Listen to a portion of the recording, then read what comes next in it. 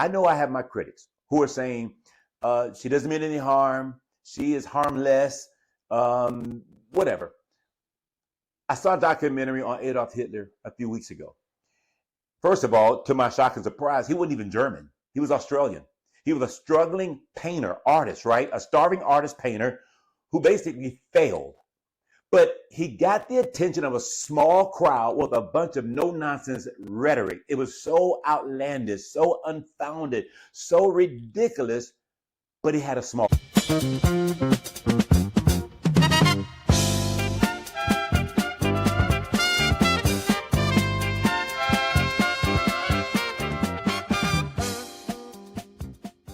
You know, my mama used to have a statement that said this: you're going from bad to worse. You're jumping out the frying pan, son, and you're jumping into the fire. Well, my friend, that is the narrative of what we're seeing with Candace Owens. My heart yet breaks. I am still somewhat in unbelief how someone who at one time was the poster child and the star of PragerU can now go to PU. I mean, this stinks. This is absolutely embarrassing. It is unfounded. It is absolutely just, I don't have words.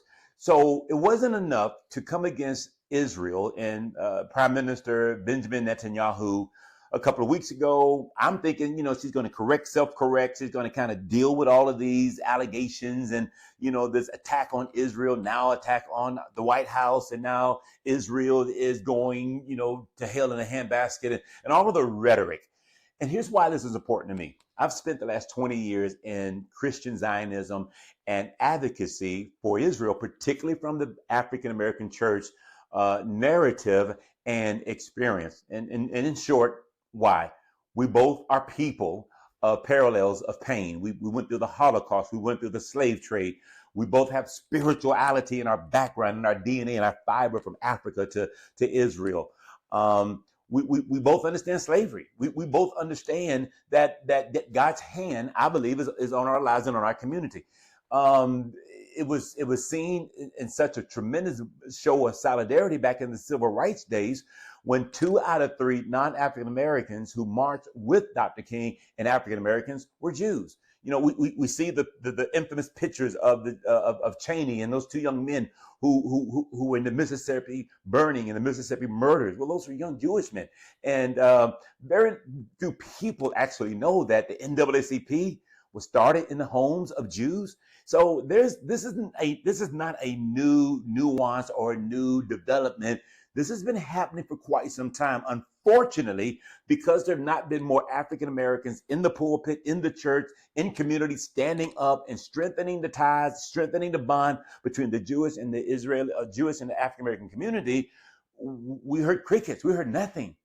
But here's what we did hear. We heard from Khalid Muhammad, Louis Farrakhan, Jesse Jackson, Al Sharpton, Jeremiah Wright.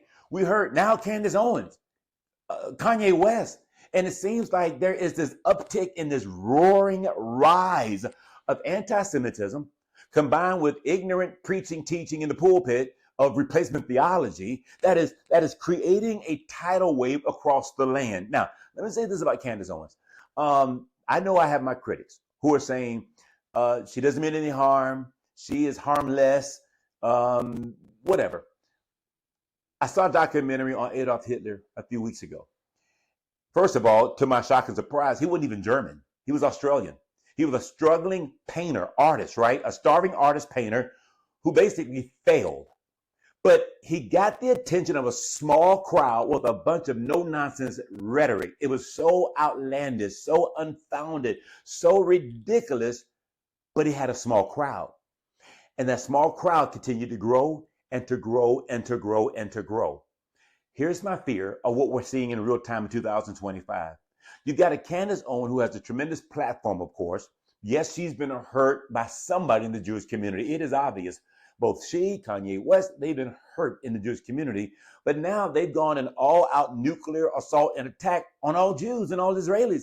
And I won't let that happen on my watch. The little bit of platform that I have, the little bit of voice that I have, the books that I've written over the years, we should be standing. We should be standing right now taller than ever before. I've noticed, and have you not noticed the trend? It seems like, with the exception of what happened in Colorado, unfortunately, with the man setting people on fire, setting Jewish people on fire there at the march that they had, with the exception of that, when you look at the recent anti-Semitic attack in D.C. at the Jewish Museum, when you look at some of the things that have happened in New Jersey and New York, it seems like to me, I could be wrong, but I don't think I am.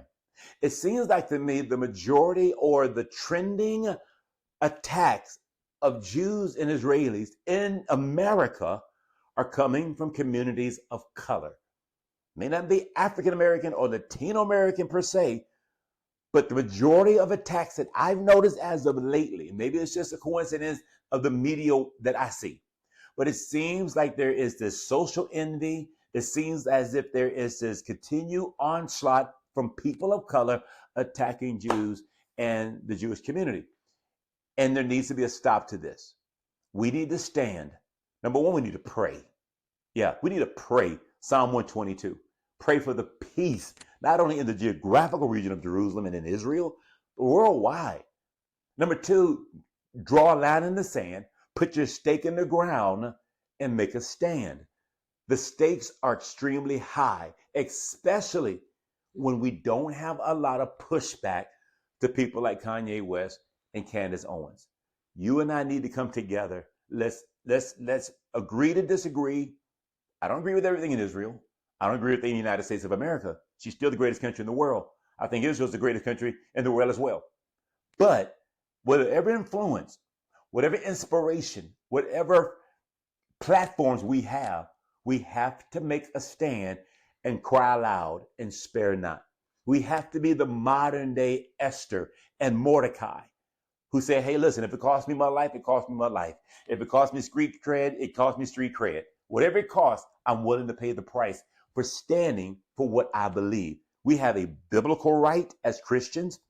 We have a theological right to stand with Israel. God has not replaced our Jewish friends with Christian friends. Christians have been added to the family. Christians have been grafted into the tree. We've not replaced Jews. That has to be totally debunked, the myth, and canceled. From a moral perspective, we owe a debt of gratitude to the Jewish community. They gave us the prophets. They gave us the patriots. They gave us Jesus. They gave us the Bible.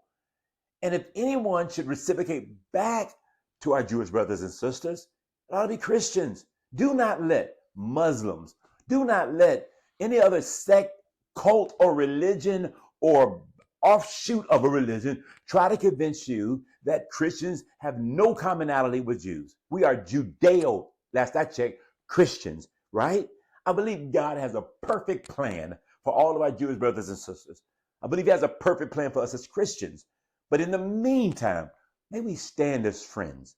May we stand in solidarity. May we support. May we show up when the time is needed the most.